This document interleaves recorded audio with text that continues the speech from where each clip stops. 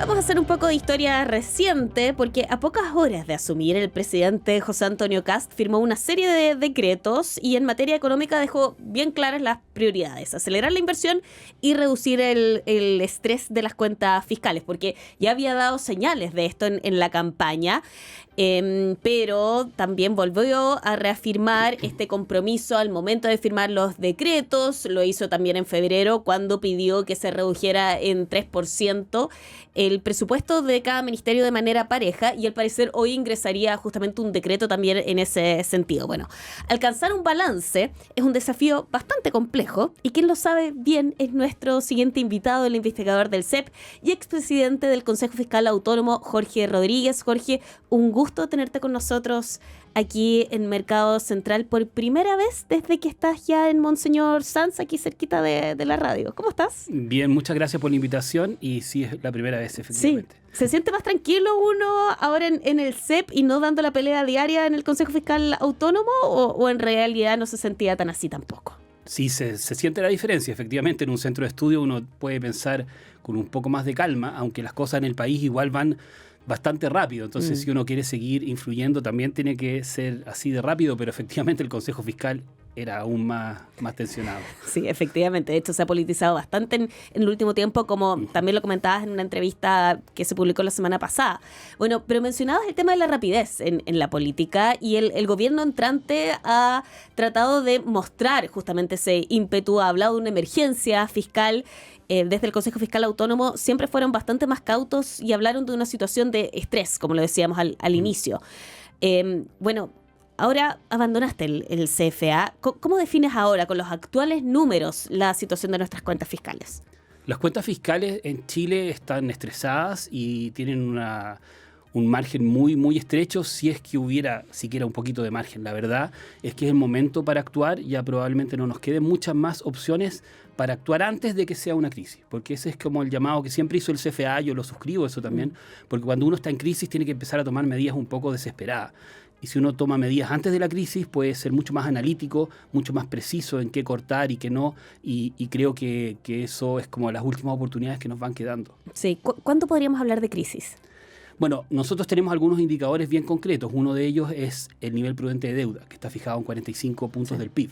Y estamos cerca de 42. Entonces, si ya pasáramos ese nivel, efectivamente ya estaríamos en una situación más crítica.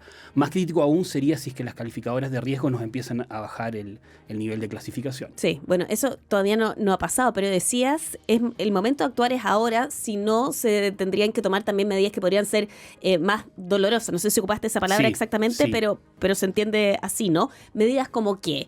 Es que llega un punto en que las situaciones de ajuste simple ya están hechas. Yo creo que también es bueno enfatizar que el gobierno de Chile, el Estado de Chile, no es un Estado que despilfarre por todos lados. Es un Estado que ya ha venido haciendo como ajuste de las cosas más obvias. Por ejemplo, no es que aquí los funcionarios se la pasen viajando, ¿verdad? Que todos tengan autos. Eso no ocurre. Tal vez era así hace un par de décadas, pero es un Estado que se esfuerza en ese sentido.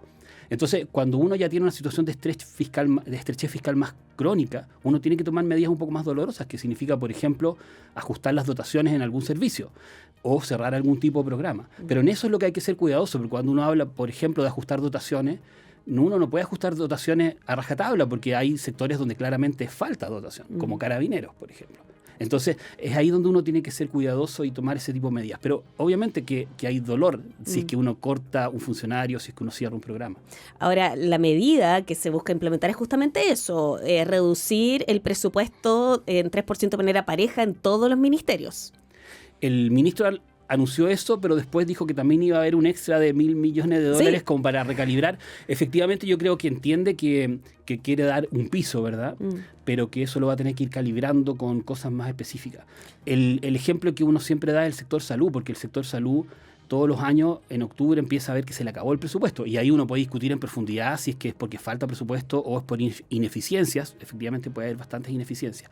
Pero es un sector que es bien difícil pedirle que corte el presupuesto, porque va a dejar a la gente esperando, ¿verdad?, en la puerta de las urgencias, y eso es muy difícil de gestionar. Entonces, ese es un sector que generalmente se les exige. O se les sobreda, se les suplementa presupuesto durante el año. Entonces, a otros sectores quizás uno les puede recortar. ¿Dónde ves las oportunidades de mayores recortes? Yo creo que hay que aprovechar un trabajo que se ha hecho, que es la evaluación de programas. Y hay evaluación de programas que son algunos que son deficientes. En eso hay una larga tradición desde la Dirección de Presupuestos de evaluar con el Ministerio de Desarrollo Social. Y ahí hay una línea. Otra línea es ver donde hay sobredotaciones eventualmente. Hay algunos estudios que indican que hay sobredotaciones de asistentes de la educación, por ejemplo. En todos los traspasos de la educación municipal a los SLEP ha quedado manifiesto eso en algunos casos. Pero ahí vienen las decisiones dolorosas, efectivamente. Bueno, eso significa desvincular gente, ¿verdad? Entonces, pero hay documentos escritos. Mira, en el mismo Centro de Estudios Públicos se hizo una propuesta con distintas opciones, algunas administrativas y otras legales para ahorrar. Y también el gobierno anterior hizo una muy buena comisión, donde había 2 exdirectores de presupuesto de distintos bandos, que también hicieron varias propuestas bien importantes. Entonces, material hay. Yo creo que lo difícil es tomar la decisión de hacer el costo político de tomar esas decisiones. Y por eso que yo al menos veo con buenos ojos que el gobierno esté aprovechando su capital político de entrada para poder tomar estas decisiones. Ahora, el dolor sería por el lado del capital político, por la desvinculación de funcionarios a nivel administrativo y no por reducir los programas sociales. ¿Es eso lo que entiendo? Es que algo hay que recortar, ¿verdad? Si es que cuando nosotros íbamos con el Consejo Fiscal del Congreso, había como un consenso en que había que empezar a recortar gastos. Pero cuando el Consejo Fiscal nunca se pronunciaba sobre proyectos o programas específicos, pero cuando salía a la luz o el mismo gobierno anterior proponía algún programa específico, aparecían las defensas bien transversales de distintos sectores, como que ahí se olvidaba quién era gobierno y oposición y decían, no, este programa no, ¿verdad? Entonces, no corte cultura, no corte esto otro. Bueno, pero algo hay que cortar, ese es el punto, de donde efectivamente a alguien le va a doler si es que uno corta el gasto. Sí. Ahora, siguiendo con esa temática, que es en realidad la noticia del día, el envío de este oficio para reducir en 3% el gasto de manera pareja en todos los ministerios. Cuando estabas liderando el Consejo Fiscal Autónomo, se hablaba de que los esfuerzos de recorte no habían sido suficientes en los últimos gobiernos. ¿Es esto suficiente, este recorte de $4.000 millones de entrada? Sí, ahí vale la pena como hacer un poquito de historia, si me lo permites, porque el problema fiscal que tenemos ha sido acumulativo, no surgió de un minuto para otro. Entonces, si uno mira las últimas 2 décadas, hemos tenido déficit en 16 de 18 años, ¿verdad? Y ese déficit en promedio ha sido de 2 puntos del PIB. Entonces, eso significa que como país estamos gastando en promedio todos los años 2 puntos del PIB de ingresos que no tenemos. Y eso no es sostenible. Eso uno lo puede hacer en una emergencia, ¿verdad? En una crisis financiera, en la pandemia, pero no siempre. No cuando ya te empieza a ir bien. De hecho, ese fue parte del problema de los últimos 3 años, donde nos estaba empezando a ir bien en la economía, no súper bien, pero ya estábamos recuperando y sin embargo igual tuvimos grandes déficits. Entonces, el punto es que tenemos ahí un tema crónico y lo podríamos como aproximar que son una corrección de 2 puntos del PIB que tenemos que ajustar, o ingresos o gastos, porque tampoco nos olvidemos que la ecuación tiene esas dos caras de la moneda. Ahora, yo sé que siempre has estado por el lado más técnico, pero esta discusión ya es casi puramente política en el último tiempo, porque tiene que ver mucho con eso, con los dolores, de dónde recortar. Ese desajuste en las cuentas fiscales de haber estado ocupando dinero que simplemente no estaba, tiene que ver con que empezamos a implementar políticas para las cuales en realidad nuestra economía no estaba preparada, como la PGU, como otras que van en sentidos similares. De alguna manera sí, porque existe como una máxima en la responsabilidad fiscal, que es que los gastos permanentes se tienen que financiar con ingresos permanentes. Y lo que el sistema político ha venido haciendo en los últimos 15, 18 años es que ha comprometido gastos con ingresos que espera generar. En ese sentido, uno podría decir, ha sido responsable ex ante, porque ha dicho voy a gastar tanto y este es mi plan para recaudar los ingresos. Porque si ni siquiera hubiese hecho eso, hubiese sido muy burdo, ¿verdad? Ha hecho planes para recaudar ingresos, pero esos ingresos después no han llegado. El mismo Ministerio de Hacienda de la administración anterior hizo un estudio que mostró que en los últimos 5 años muchas reformas, o la mayoría de las reformas tributarias, recaudaban menos de lo que decían los informes financieros de la DIPRES en su momento. Y sin embargo, los gastos han empezado a hacer. Y por lo tanto, lo que ex ante estaba calzado, en los hechos ex post ha sido gasto que sí se ejecuta, pero ingresos que llegan en menos proporción de lo que se esperaba. Y ahí se nos ha ido empezando a acumular una serie de gastos no financiados hasta llegar a este punto, digamos que hemos tenido este déficit crónico de 2 puntos del PIB. Sí, es interesante lo que dice Jorge, porque en el gobierno pasado, o en los gobiernos pasados, en realidad era eso, implementar políticas diciendo vamos a recaudar esto en el futuro, lo que finalmente no se logró. En este gobierno lo que se busca hacer es recaudar menos por la reducción de la tasa tasa corporativa del 27 al 23% de manera paulatina, pero al mismo tiempo se dice, ok, pero no se preocupen porque vamos a estar gastando menos en el futuro. Es decir, justamente lo contrario, pero también en un ejercicio ex ante. ¿Son comparables? Sí, hay un riesgo que quizás va como en la dirección contraria, pero es el mismo tipo de riesgo, porque cuando se bajan los impuestos, la expectativa es que eso genere crecimiento económico. Y el crecimiento económico a la vez va a generar mayor recaudación. Pero eso toma un tiempo. Y además hay que conocer como la elasticidad de eso. Cuánto del menor impuesto genera cuánto crecimiento y ese cuánto crecimiento, cuánta recaudación genera. Entonces ahí hay bastantes variables de incertidumbre, que es lo que se le ha cuestionado a la DIPRES en los últimos años, ¿verdad? De que sus modelos de estimación de ingresos no estaban siendo muy precisos. Entonces aquí pasa lo mismo. Si se van a tomar un montón de medidas que se va a esperar que gatille crecimiento, es, bueno, cuánto crecimiento va a llegar y cómo se va a traducir eso y cuándo en mayores ingresos. Entonces a la situación de estrechez fiscal de partida que tenemos, el gobierno le está agregando un extra, al menos en el corto y mediano plazo, que es decir, voy a bajar los impuestos. Eso, si solamente hace eso, genera más estrés fiscal. Está diciendo voy a bajar los gastos también de forma importante.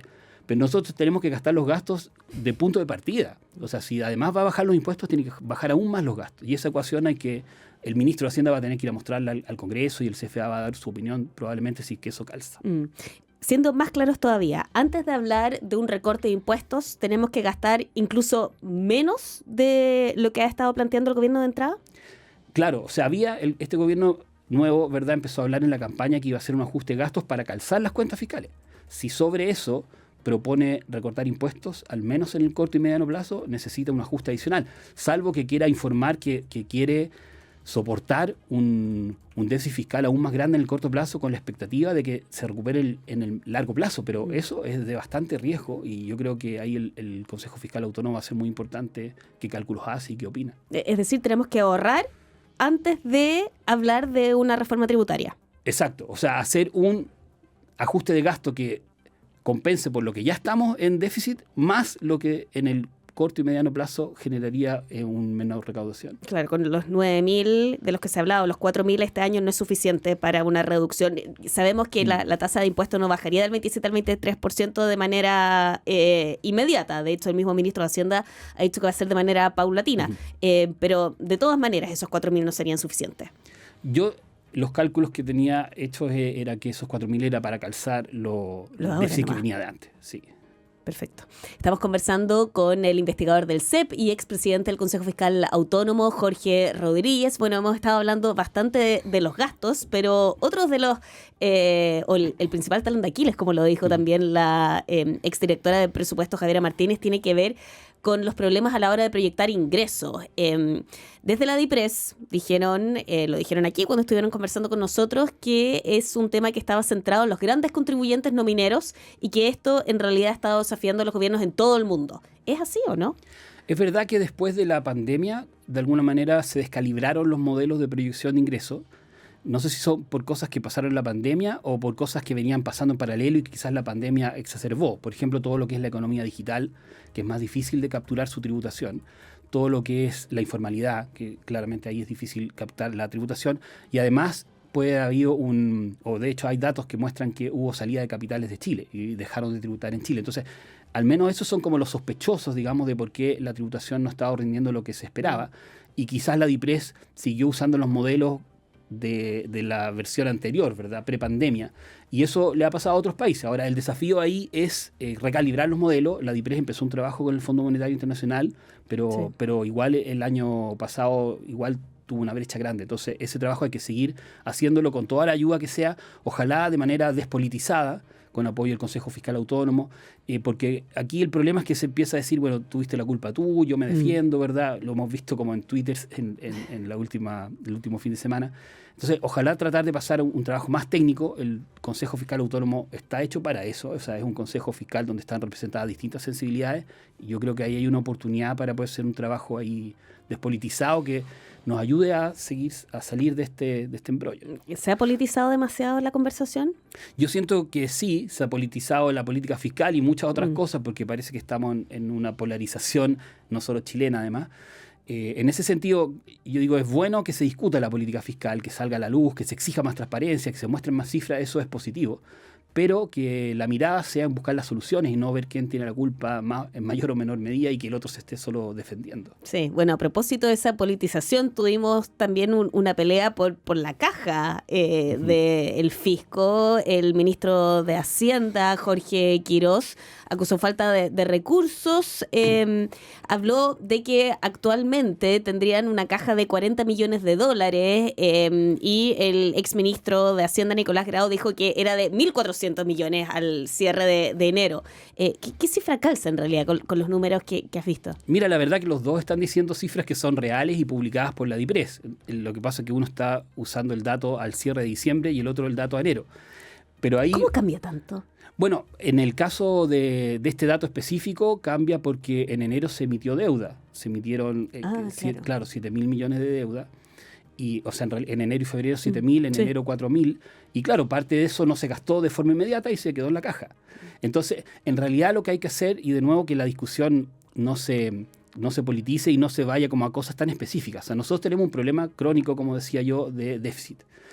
Y uno puede mirar indicadores más sustantivos que eso. O sea, el mejor indicador para eso es como la deuda neta, que es la diferencia entre nuestra deuda bruta, que está en 42 puntos del PIB, y los ahorros que tenemos. Y los ahorros que tenemos están en el Fondo de Estabilización Económica y Social, y los ahorros medios transitorios, que es como la cuenta corriente, que es el Tesoro, ¿verdad? Y claro, efectivamente la deuda el año pasado cerró sin aumentar, pero el Tesoro quedó súper pequeño, casi cero. En realidad, para una línea histórica eso es casi nada. Y por lo tanto, si uno mira la deuda neta, efectivamente hubo un deterioro ahí. Y eso es como innegable, si las cifras lo dicen. Entonces, yo de nuevo llamaría como a no quedarnos en la discusión de la cifra de enero, de la cifra de diciembre. Si tenemos una situación de estrechez fiscal que nadie puede discutir, entonces hay que solucionarlo. Hay estrechez fiscal, pero ¿hay problemas de caja también?